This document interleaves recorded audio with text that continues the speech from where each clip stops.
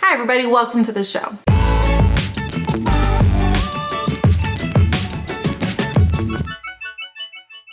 Hello everyone, welcome back to Raising A to Z, this homeschooling channel brought to you by me, Amanda, who is a teacher turned homeschooler. And today I'm talking about something that a lot of homeschool parents struggle with. It is having no breaks. It's a big concern for a lot of parents. How am I going to be with my kids 24/7 and not lose my freaking mind? So we're gonna talk about that today. But before we do, why don't you take a minute and scroll down and subscribe and click the bell so you get notifications when we put out new videos so that you can always stay up to date with all the amazing content that we're doing. Let's jump into this. One of the struggles of being a homeschool parent, especially if you are kind of a traditional homeschool parent like me, where I am a stay-at-home parent, I am responsible for most of the book learning with our kids, it can be a little bit overwhelming for us because we are always with our kids. I'm with them all day. I listen for them when they're sleeping at night. They are with me 24/7. And while I do love my kids, I absolutely adore them. I would do anything for them. It can be mentally and emotionally exhausting to be with your kids 24/7. That's just an honest fact. It can be mentally and emotionally exhausting to be with anyone 24/7. As much as humans are social, we also have emotional needs that we just need to not be with people all the time. And so it is one thing that a lot of homeschool parents and homeschool moms struggle with, because what do you do when it's you and you're with them all the time and all day? How do you handle that? So I'm going to talk about a couple things that I do and that help me not lose my mind when I'm with my kids 24/7, and maybe you can take one or two of these and they can help you. Number one, the first thing we do, you'll hear me talk about this a lot on our channel, I'm a big proponent of quiet time. So before, when our kids were little, we had naps. Now that they are older and obviously don't take naps anymore, I am a big, strong enforcer of quiet time. For us, quiet time looks like this. Our kids, basically after lunch, they have an hour and a half, they're actually almost 2 hours, where they have independent playtime. So they can either be in their bedroom or they can be in the activity room. And during that time, they can play. The rooms are set up that they can play, they can entertain themselves. Everything in there is safe. I don't worry about them in there. I can actually hear them because usually I'm sitting literally in the basement right underneath where they are, and I can hear their feet and stuff. But I am not up there trying to entertain them. During that time, the kids have the ability to entertain themselves. Sometimes they play games and toys and make puzzles. Sometimes they want to do Play-Doh. Sometimes, yes, I do let them do Play-Doh in the room unsupervised. We have come back to some scary things, but it does wash off. So they have the option of playing quietly in their room, or they can go into their bedrooms and play quietly, or they can take a nap. The only rule that we have is that if someone wants to go for a nap or someone is napping, that you have to stay out of the bedroom. That's the rule. You can go in there and take a nap yourself, but because they share a room, that's the only rule they have, is that if Alexi wants to take a nap, Zoe has to stay out, or vice versa, unless they are also taking a nap, which doesn't really happen anymore. But that way, at least our kids have a chance to, if they need to rest their bodies, they can go and do that without really any being bothered. But the point that I make behind quiet time is it is a little bit of a break in the middle of the day. We've done a whole morning of activities and learning and me helping them do whatever they want. We've had lunch, and now it's a little time for them to play independently, to have some quiet time, and I get to go and have a little bit of a break. So oftentimes I make myself a tea or a hot chocolate. I come downstairs. I like to light candles, especially in the winter, because we live in Canada and we need something to make it feel cozy. And I will do some work on my computer. I'll watch a movie. I'll do something for an hour, hour and a half, and it just gives me a bit of a break. They're safe. I know what they're doing for the most part. And yes, they have a mess to clean up when we get up there because they've been unsupervised and they are not quite 4 and 6. But it's so much better than being completely overwhelmed and exhausted by 4 o'clock. And then at 3 o'clock, or when our quiet time is over, I go upstairs, we give them a snack, and then, you know, oftentimes we get back into another activity.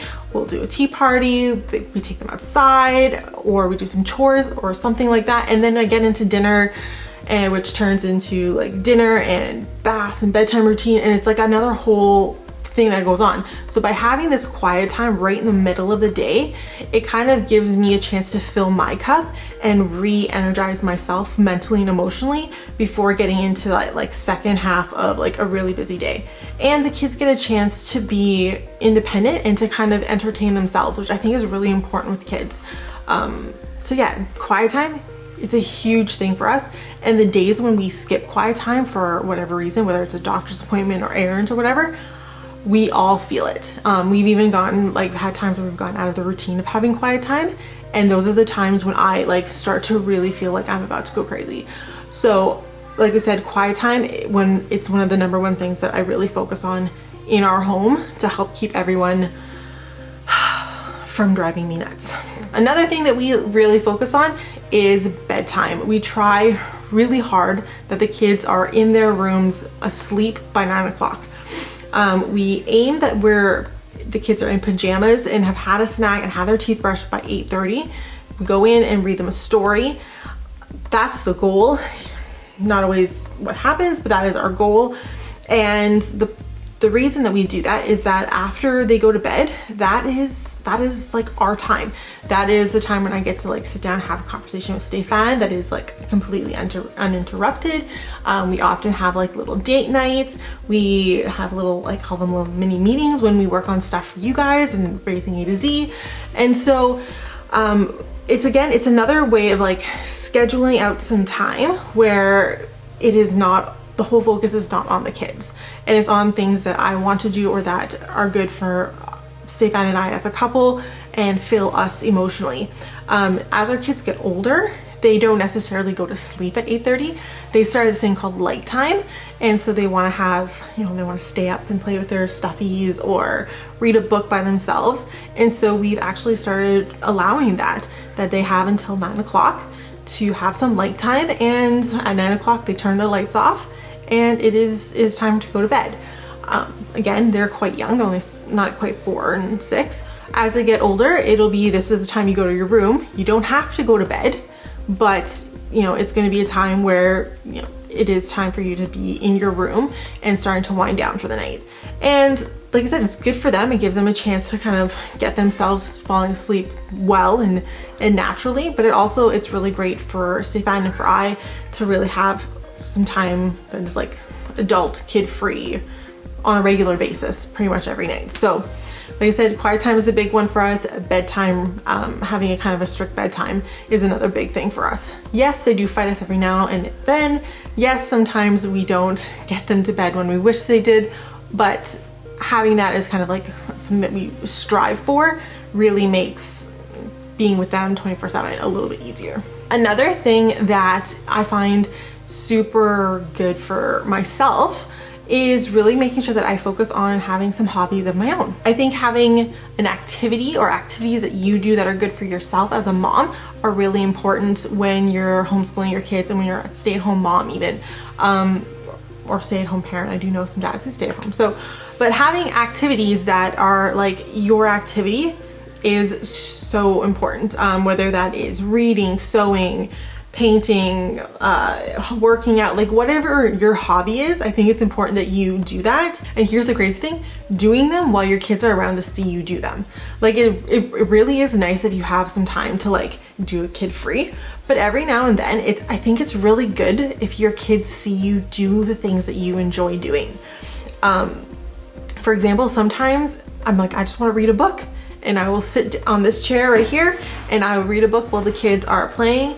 And they might come over and say, Mom, look at this. I said, no, Mom's having a couple minutes and I'm reading a book. And it's good for them to see you taking care of yourself and self-care and having interests outside of them. It's good for them to see you nurturing a hobby that you enjoy doing, because that's what they're going to do one day, and that's what you want to encourage them to do, is to one day be able to nurture a hobby that they're working on. When you're doing those things, those hobbies that you love, it's filling your cup. And I think that is, it's filling you mentally and emotionally. It's giving you an outlet, and that's so important when you are a parent and when you're with your children 24/7. So yes, make sure that you have at least one hobby that you can do on a regular basis, and that you kind of carve out some time, even if it's only like an hour or half an hour once a week. Carve out some time into your day and do it. And it's okay if the kids are watching you do it. It's okay if the kids are like asking you what you're doing. It's okay to tell them, no, mom's working on something. This is what I'm doing. You can go and play and entertain yourselves for a few minutes. Because that's what's going to help you mentally and emotionally be prepared and have the strength to keep going when you're really overwhelmed. That you've had these things that you can do that make you feel good. Another thing that I really think is important is that you have friends. I know a lot of homeschool moms who are very isolated, and they don't really have a lot of friends, or they feel like because they're with their kids, they have to focus so much on their kids that they let some friendships go. And I think that having friendships is really important. And it doesn't mean you have to be friends with everybody. It doesn't mean you have to have 100 mom friends. It just means having some people that you can talk to on a semi-regular basis. And they don't have to have kids. My best friend does not have kids, and she and I get together and go for coffee when we can. Obviously not during lockdown, but when we can, we go for coffee, and we just hang out and we chat, and it's a great release. It feels like you're so lifted when I'm done talking with her, right? I feel like I'm 1,000 pounds lighter. That's important. If you can find moms who have kids the same age as you, that's another great way to have friends and have a play date. One of my favorite play dates is, I call one of my sister-in-law, who has kids the same age as Alexi and Zoe, and she either comes over to my house or we go over to her house, and the kids play together, they entertain each other, and she and I can just have some conversations, and everybody wins. The kids get to socialize and play, and they're happy, and she and I get to talk and have conversations with somebody who is not 5 years old. And it's just a win-win. We leave feeling so much better about ourselves, about our kids, about our homes and our husbands, and it just really refills us and refreshes us. I know right now it's so hard with COVID and lockdowns, and it's not easy to do that, but if you can, I highly recommend that you take some time, whether it is texting someone, giving them a phone call, Zooming them, if you can go on a play date or a walk with somebody, just making sure that you have some people that you can talk to, and that they can talk to you, and that you can have conversations about things that are not your kids. And I think that's so important. It's so important, and it really does help. Lastly, I think something that is really, really important is your partner, and being super honest with them.